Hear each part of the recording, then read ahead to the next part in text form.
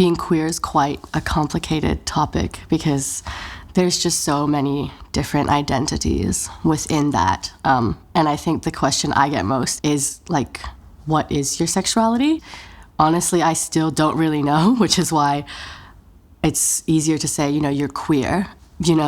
Girls are beautiful and boys are handsome and, everything in between. Like, I just think people are so amazing that it's hard to put a limit on one type of person or, restrict the type of person that you're attracted to based just on something like gender or sex. But I think it's actually okay to not know. I think a lot of people put a lot of pressure on labels, but, you don't see heterosexual people stressing about the fact that they're labeled as heterosexual.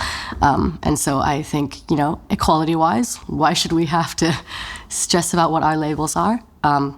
It's just part of who you are and what you do, and I think that's awesome. If people are disrespecting you for your religion, then that's not very loving, and they're no better than those who disrespect them for their sexuality or whatever.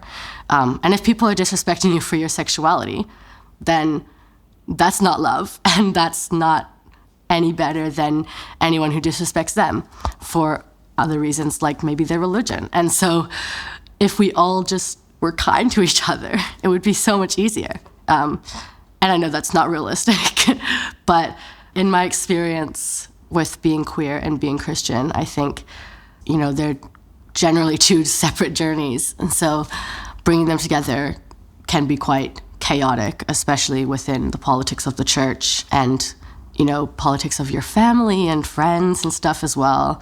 Sometimes, there's the conflict of, am I allowed to be queer? Should I be in the church if I'm queer? Should I be queer if I'm in the church?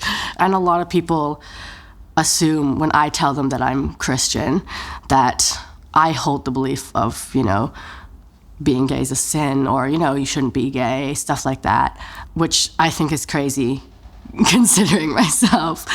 But it's really a great opportunity to just hold a space of love and acceptance for people in both communities, because a lot of people I know in the queer community have a lot of religious trauma and have been mistreated by people in the church and have been disrespected and been judged. And I don't think that's really cool. I don't think it really flies well with God, to be honest.